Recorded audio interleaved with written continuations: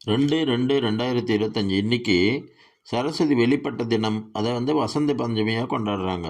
தை மாதத்தில் வரும் வளர்பிறை பஞ்சமி வசந்த பஞ்சமி என்று கொண்டாடப்படுகிறது. கல்வி, இசை, நாட்டியம், நாடகம் மற்றும் அனைத்து கலைகளுமே ஸ்ரீ சரஸ்வதியின் 7 ரூபங்கள் என்று ஆகமங்கள் கூறுகின்றன. வளர்பிறை திதியில் வரும் பஞ்சமி திதியை வசந்த பஞ்சமி என்றும் அழைக்கிறோம்.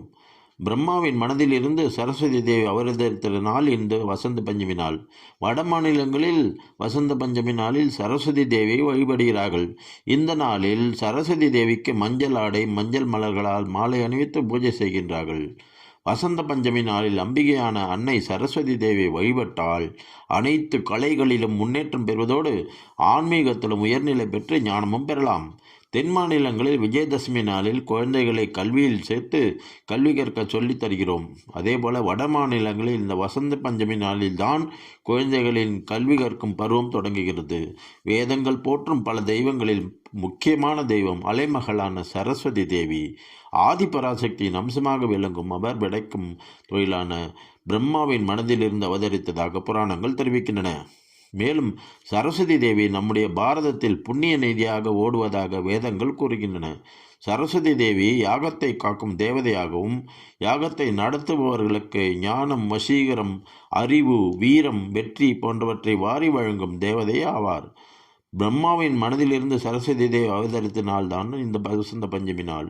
வட மாநிலங்களில் இந்த பண்டிகை வெகு விமரிசையாக கொண்டாடப்படுகிறது. வசந்த பஞ்சமி நாளில் புதிய தொழிலை தொடங்கினால் வாழ்வும் வசந்தமாகும். வசந்த பஞ்சமி நாளில் தான் பகவான் ஸ்ரீ கிருஷ்ணர் பால்ய வயதில் சாந்திபனி முனிவரிடம் குருகுல வாசம் தொடங்கிய நாளாகும். பஞ்சமி என்பது சந்திரனின் இயக்கத்தை அடிப்படையாக கொண்ட இந்துக்களின் காலக்கணிப்பு முறையில் 15 நாட்களுக்கு ஒரு முறை சுழற்சி முறையில் வரும் ஒரு நாளை குறிக்கும். அமாவாசையை அடுத்து வரும் பஞ்சமியை சுக்கில பஞ்சமி என்றும், பௌர்ணமியை அடுத்து வரும் பஞ்சமியை கிருஷ்ண பஞ்சமி என்றும் அழைக்கின்றனர். ஆவணி மாத வளர்பிறை பஞ்சமியை கருட பஞ்சமி என்று அழைக்கின்றனர். அன்று கருடனை வழிபடுவது மிகவும் சிறப்பு. புரட்டாசி வளர்பிறை பஞ்சமியை ரிஷி பஞ்சமி என்று அழைக்கின்றனர். இந்த விரதம் சப்த ரிஷிகளை நோக்கி பெண்களால் அனுஷ்டிக்கப்படுகிறது. சிம்ம கிருஷ்ண பஞ்சமி என்பது ஆவணி மாதம் வருகின்ற தேய்பிறை பஞ்சமி ஆகும். வேதங்களில் புகழப்படும் பல தெய்வங்களில் முக்கியமான தெய்வம் சரஸ்வதி தேவி. சரஸ்வதி தேவியானவள் ஆதிபராசக்தியின் அம்சம், ஒளி மிகுந்தவள், கல்விக்கு அதிபதி, எல்லா கலைகளுக்கும் தலைவி. வித்யா என்றாலே ஆத்மாவை மெய்ஞானத்துக்கு இழுத்துச் செல்லும் வழி என்று பொருள். அவள் முழு ஞானத்தை தருபவள். அவள் தருகின்ற ஞானம் பிரம்ம ஞானமாகும். பிரம்மா தன் மனைவி சரஸ்வதியுடன் வசிக்கும் இடம் சத்தியலோகமாகும். அங்கு அழகான வெண்தாமரையை பூவிடத்தின் நடுவில் வீற்றிருக்கிறாள்.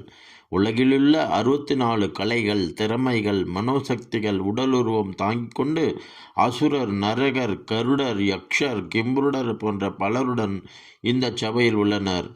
கணபதி, சுப்பிரமணியர் போன்றோரும் இந்த சபையில் இருக்கின்றனர்.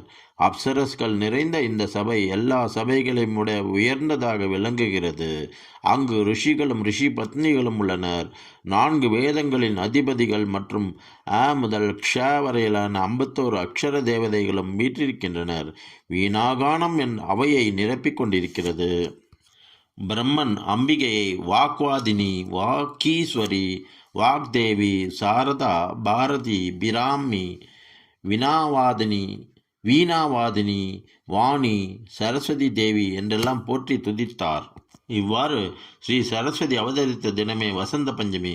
அந்த நாள் தை மாதத்தில் வரும் பஞ்சமியாகும். இதனை மகா பஞ்சமி என்றும் கூறுவர். நீல சரஸ்வதி, உக்ரதாரா, சகவதாரா, நீலதாரா என்பவை சரஸ்வதியின் அம்சங்கள். சப்த மாதா வரிசையில் 6வதாகவும் வீற்றிருக்கிறாள்.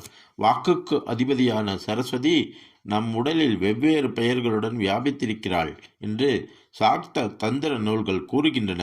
வேதங்களில் இன்னொரு சரஸ்வதியும் உண்டு. அவள் வேத சரஸ்வதி ஆவாள். ஜடாமகுடம் தரித்து அபயமுத்திரையோடு பத்மாசனத்தில் காட்சி தரும் இந்த வேத சரஸ்வதி நதி ரூபமானவள். நீர்ப்பறவையை வாகனமாக கொண்டவள். அம்பிகை ஜனனமான வசந்த பஞ்சமி தினத்தில் சங்கீதத்தாலும் நாம சங்கீர்த்தனம், பஜனை முதலியவற்றாலும் அம்பிகையை ஆராதிப்பது சிறப்பு. ஸ்ரீ சரஸ்வதி தேவிக்கு வசந்த பஞ்சமி தினத்தில் பூஜைகள் செய்து வழிபாடு செய்வதால் ஞான சித்தியாகும்.